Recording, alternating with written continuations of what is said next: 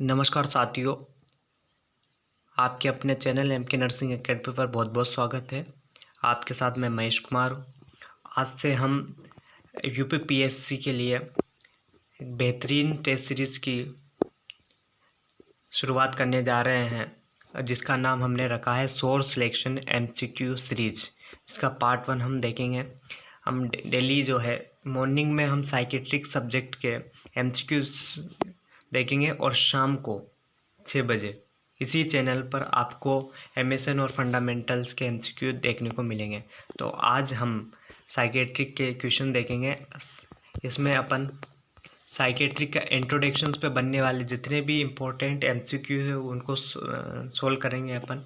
ठीक है, तो ये अपनी इस टेस्ट सीरीज का नाम है सोर्स सिलेक्शन एमसीक्यू सीरीज। इसका पार्ट 1 अपन देखेंगे आज। यूपीपीएससी एम्स एनएचएम की थी है। ठीक है, your preparation is our responsibility. तो चलिए स्टार्ट करते हैं हम आज का ये क्वेश्चन सीरीज। और पहला क्वेश्चन आपके सामने है, बताइए who is the first psychiatric nurse. First psychiatric nurse कौन है? ऑप्शन वन है हिलगार्ड पेपली, लिंडा रिचर्ड, सिगमंड फ्रूड या विन वाटसन्स। तो फर्स्ट साइकेट्रिक नर्स जो होती है वो होती है लिंडा रिचर्ड। लिंडा रिचर्ड को कंसिडर किया जाता है फर्स्ट साइकेट्रिक नर्स में। बहुत सी बार पूछा गया क्वेश्चन है। ठीक है, नेक्स्ट क्वेश्चन देखते हैं। What is the total score in mini mental status examination, इसको शॉर्ट में MMSE कहते हैं। इसका टोटल स्कोर पूछा गया है। इससे भी बहुत सारे क्वेश्चन आते हैं। ऑप्शन है 25, ऑप्शन बी 30, ऑप्शन सी 32 और ऑप्शन डी है 35। तो इसका राइट आंसर होगा ऑप्शन बी 30 जो होता है वो MMSE यानी मिनी मेंटल स्टेटस एग्जामिनेशन का टोटल स्कोर होता है 30। ठीक है, बिल्कुल भी कंफ्यूज नहीं होना है और आपको शॉर्ट सिलेक्शन लेना है यूपीपीएससी के एग्ज़ाम में। ठीक है, नेक्स्ट क्वेश्चन देखते हैं। When a person is not aware of his या her mental illness, it is called। जब कोई पेशेंट्स अपनी मानसिक इलनेस के बारे में अवेयर नहीं होता है तब उस कंडीशंस को क्या कहते हैं? आपके सामने ऑप्शन है डिसोरिएंटेशंस, सेकंड है लैक ऑफ इंसाइट, थर्ड है अनकॉन्शियसनेस या लास्ट है लैक ऑफ कंसंट्रेशंस। तो आपको इसका जवाब बताना है क्या है। इसका जवाब होगा लैक ऑफ इंसाइट, यानी कि लैक ऑफ इंसाइट प्रेजेंट होता है साइकोसिस के पेशेंट्स में। जो साइकोसिस पेशेंट्स मतलब जैसे मान लीजिए सिजोफ्रेनिया है, किसी में मेनिया डिप्रेशन हो रहा है या इसके अलावा किसी में डेलीरियम डिमेंशिया हो रहा है, तो ये क्या है कि ये साइकोसिस के एग्जांपल्स हैं। और इसमें लैक ऑफ इंसाइट और जजमेंट कैपेसिटी जो होती है वो एब्सेंट होती है। तो इसका राइट आंसर है लैक ऑफ इंसाइट। ठीक, नेक्स्ट देखते हैं अपन क्वेश्चन। चौथा क्वेश्चन है which of the following is not a type of conflict. इनमें से कौन सा कॉन्फ्लिक्ट का टाइप नहीं है? आपके सामने ऑप्शंस है इंटरपर्सनल, मैनिफेस्ट, इंट्रापर्सनल या इंट्रा ग्रुप। तो पहला ऑप्शन यानी इंटरपर्सनल ये भी होता है, ये भी एक कॉन्फ्लिक्ट का टाइप है। इंटरपर्सनल भी एक कॉन्फ्लिक्ट का टाइप है और इंट्रा ग्रुप भी एक जो है इसका है। तो राइट आंसर जो अपना होगा वो होगा मैनिफेस्टेड बी। ठीक है, नेक्स्ट क्वेश्चन देखते हैं अब अपन। Abnormal drowsiness in the day time is known as, यानी कि दिन के समय नींद का आना क्या कहलाता है? ऑप्शन से नार्कोलेप्सी, सेकंड ऑप्शन है सोमनोलेंस, सी है सोमनाम्बुलिज्म या डी है स्लीप एटेक्सिया। दिन के टाइम जब ड्राउसीनेस होती है तब उसके लिए वर्ड टर्मिनोलॉजी यूज करते हैं नार्कोलेप्सी। ठीक है, तो अपना राइट आंसर होगा A, narcolepsy is the right answer. Okay, छठा क्वेश्चन देखते हैं अब। The person is able to speak only in whisper, एक ऐसा व्यक्ति जो सिर्फ विस्पर में है यानी कि फुसफुसाहट में ही बात कर सकता है, इसके लिए कौन सी टर्मिनोलॉजी हम यूज करेंगे?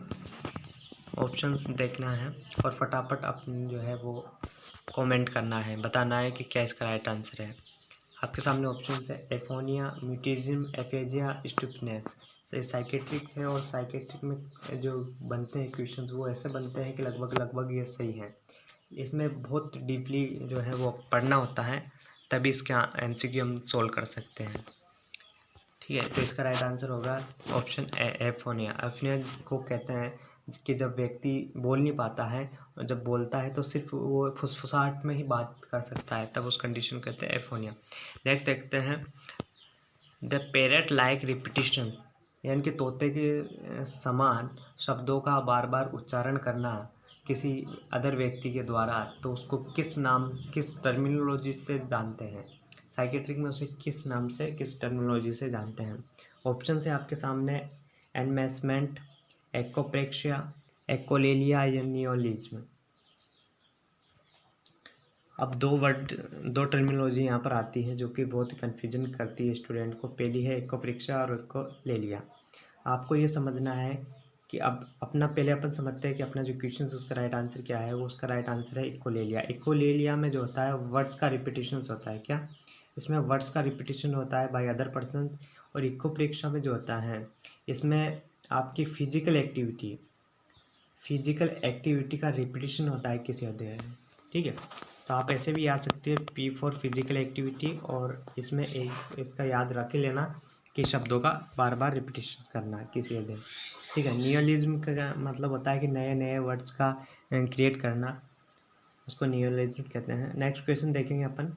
Temporary loss of muscle tone and weakness precipitated by variety of emotion state is called, यानी कि मसल टोन का टेम्पररी लॉस हो जाना और वीक हो जाना, जब इमोशनल स्टेटस के द्वारा, विभिन्न प्रकार की इमोशनल स्टेटस के द्वारा वीकनेस एंड मसल टोन का टेम्पररी लॉस हो जाना, इसके लिए कौन सी टर्म हम ये इस्तेमाल करेंगे? ऑप्शन है आपके सामने कैटाप्लेक्सी, कैथरेसिस, कंपल्शन और कंफाबुलेशंस। जब भी मसल टोन्स का टेम्पररी लॉसेस होता है बाई इमोशनल स्टेटस, तब उसके लिए टर्मिनोलॉजी यूज करते हैं अपन कैटाप्लेक्सी। इसी के एक अपोजिट टर्मिनोलॉजी होती है जिसको कैटालेप्सी बोलते हैं। उसमें क्या आता है कि मसल्स जो लॉस है वो एक्सेसिव हो जाती है। ठीक है, नेक्स्ट क्वेश्चन देखेंगे अपन नवा। Emotion can be express through, emotion है वो किसके थ्रू एक्सप्रेस किया जा सकता है? ऑप्शन है आपके पास गेस्चर, लैंग्वेज, पोस्चर या ऑल ऑफ द अबव। तो आपका राइट आंसर होगा इसमें अपन गेस्चर, लैंग्वेज और पोस्चर तीनों के द्वारा जो है अपनी इमोशंस को एक्सप्रेस कर सकते हैं। तो राइट आंसर होगा all of the above. Next question देखेंगे। Creating imaginary event to fill up the memory gap known as.